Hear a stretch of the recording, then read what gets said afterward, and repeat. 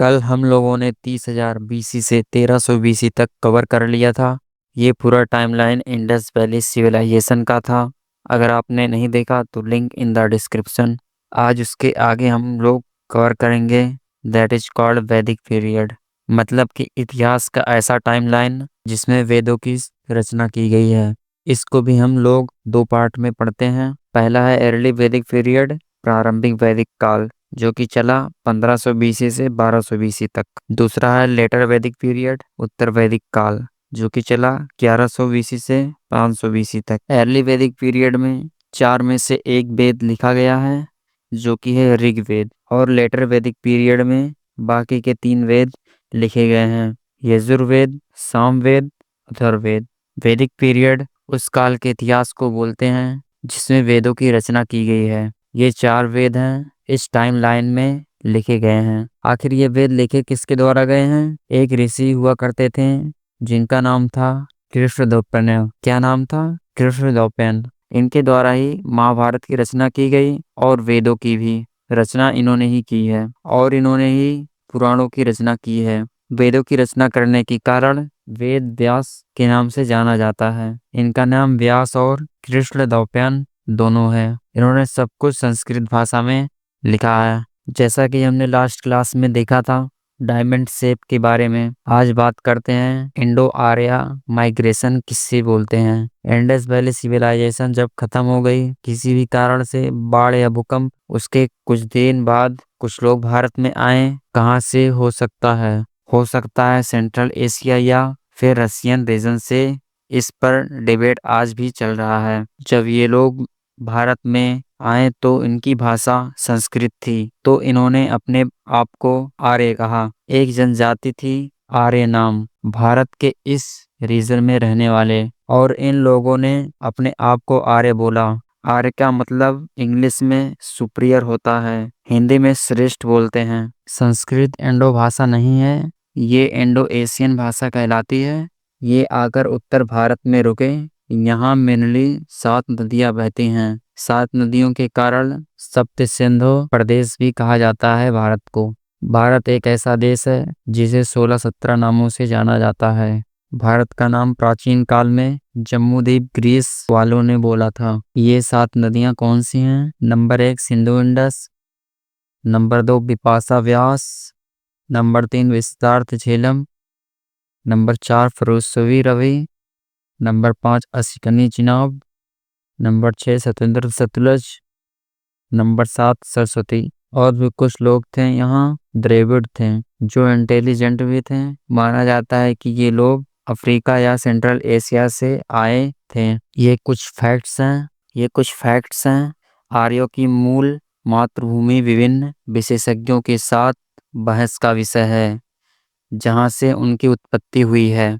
Max Muller कुछ लोग कहते हैं कि वे मध्य एशिया से आए थे, जबकि अन्य सोचते हैं कि उनकी उत्पत्ति रूसी स्टेप्स से हुई है। हमारे फ्रीडम फाइटर बाल गंगाधर तिलक ने बोला था आर्य आर्कटिक क्षेत्र से आए थे, यानी ऊपर वाले एरिया से। वैदिक युग की शुरुआत भारत गंगा के मैदानों के आर्यन कब्जे से हुई थी, यानी कि उत्तर भारत वाला मैदान। वे संस्कृत एक इंडो यूरोपियन भाषा बोलते थे। उन्होंने सिंधु घाटी के शहरी लोगों की तुलना में ग्रामीण अर्ध खानाबदोश जीवन का नेतृत्व किया। ऐसा माना जाता है कि उन्होंने खैबर दर्रे के माध्यम से भारत में प्रवेश किए। खैबर के पास हिंदू कुश की पहाड़ियां हैं जिनके पार करके अफगानिस्तान पहुंच जाते हैं। अब आ जाते हैं रूल डिफरेंस में। नंबर 1, अर्ली वैदिक पीरियड में राजा को राजन कहा जाता था, जबकि लेटर वैदिक पीरियड में महाजनपद बने छोटे छोटे राज्य। नंबर 2, अर्ली वैदिक पीरियड में कुल को परिवार बोला जाता था और ग्राम को विस और जन को लोग, जबकि लेटर वैदिक पीरियड में लोग गद्दी पर बैठने लगे, अपना राज्य अभिषेक करने लगे। वाजपेयी का मतलब राजा अपनी रानी के साथ गांव में निकलता था, सबकी बात सुनता था। अश्वमेध यज्ञ खुशी के टाइम पर किया जाता था। नंबर 3, अर्ली वैदिक पीरियड में जनजातियां सभा और समिति कहा जाता था। जनजातियां राज्य जैसे भारत, मत्स्य, युद्धपुरु, इन सब का उल्लेख महाभारत में किया गया है।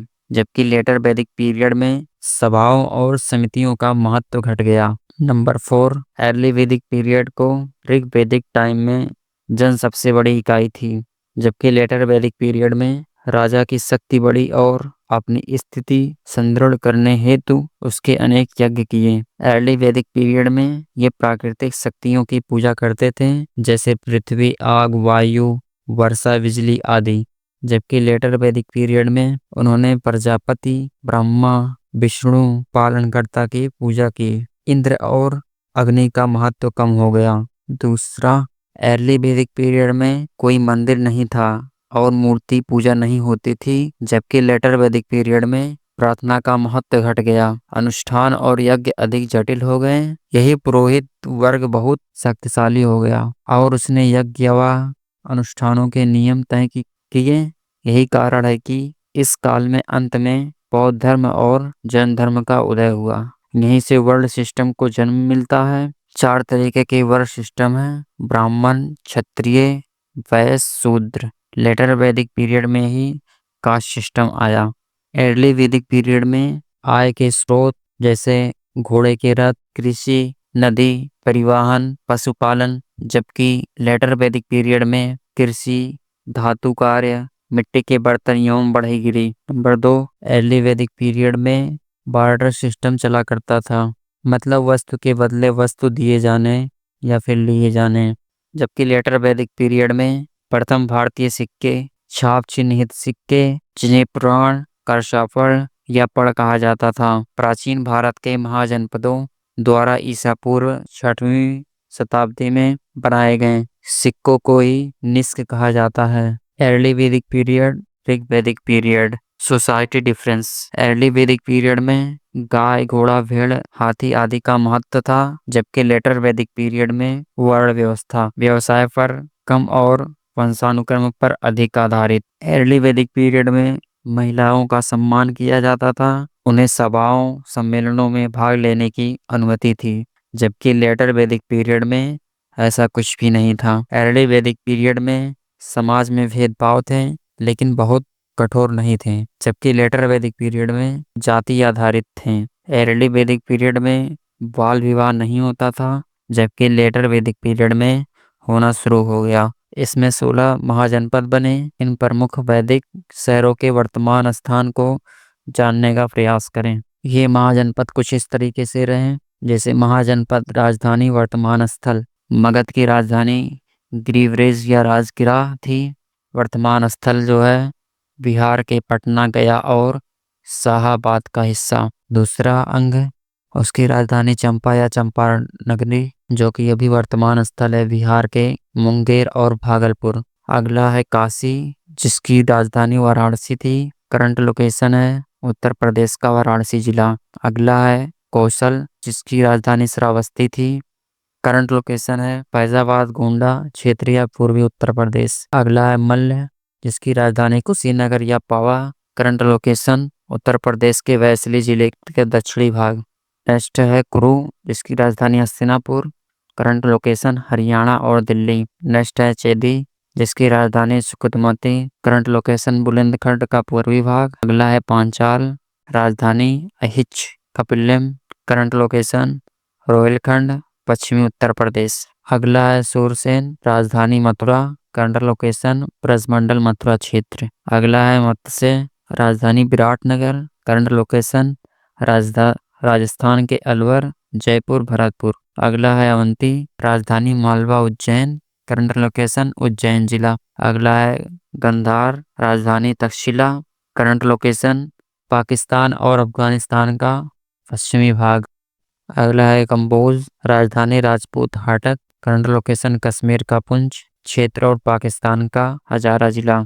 अगला है स्मक, राजधानी पोतन पाटिल। करंट लोकेशन नर्मदा और गोदावरी नदियों के बीच। अगला है वत्स्य, राजधानी कौशाम्बी। करंट लोकेशन उत्तर प्रदेश का इलाहाबाद और मिर्जापुर जिला। अगला है पज्जी, राजधानी वैशाली। करंट लोकेशन बिहार का वैशाली जिला। वेदास या वेद, ये 4 वेद हैं: ऋग्वेद, सामवेद, यजुर्वेद, अथर्ववेद। ऋग्वेद हमें मंत्र के बारे में बताता है। सामवेद साती, संगीत, स्वयंवर के बारे में बताता है। म्यूजिक यानी कि यजुर्वेद से गद्य और पद्य मिला हुआ है। एस से पोएट्री। यजुर्वेद के दो पार्ट हैं, कृष्ण पक्ष, शुक्ल पक्ष। कृष्ण पक्ष का मतलब काला, शुक्ल पक्ष का मतलब श्वेत। अर्थवेद, जिससे हमें आयुर्वेदा के बारे में मैजिकल ट्रिक्स, इन सब के कॉन्सेप्ट यहीं से हैं। खंडों का मंडल कहा जाता है। मंडल 3 कहा जाता है, जिसमें गायत्री मंत्र होता है, जिसे सूर्य देवता सावित्री देवी की प्रशंसा में संकलित किया गया था। मंडल 9 में पुरुष सूक्त नाम की हाइपस है। मंडल 9 में सूक्त नाम की हाइपस है, जहाँ से वर्ण व्यवस्था की चर्चा की जाती है। ऋषि जो ऋग्वेद के विशेषज्ञ थे, उन्हें होट्राया हट्री कहा जाता था। इसमें जंड विष्टा के साथ कई चीजें हैं, जो ईरानी भाषा का सबसे पुराना पार्ट है। सामवेद, सामवेद के एक्सपर्ट्स उद्गात थे। इसमें गीतों का संग्रह और अधिकांश गीत ऋग्वेद के ऋचों से लिखे गए थे। संकलन ने भारतीय संगीत की नींव रखी। यजुर्वेद में 2 भाग बांटा गया है, कृष्ण पक्ष काला, शुक्ल पक्ष श्वेत। यजुर्वेद में पोज एंड पोएट्री दोनों शामिल हैं। यज्ञ सूत्र का संग्रह मंत्र के पाठ के समय अनुष्ठानों का वर्णन करता है। अथर्ववेद सबसे ओल्ड वेद है। आकर्षण और मंत्र का संग्रह से राहत पाने के लिए जादुई भजन शामिल है। रोग भारतीय औषधियाँ विज्ञान यानी आयुर्वेद के पास है। अथर्ववेद से उत्पत्ति। वेदांग क्या है? वेदों के अंग वेदों को समझने में मदद करते हैं।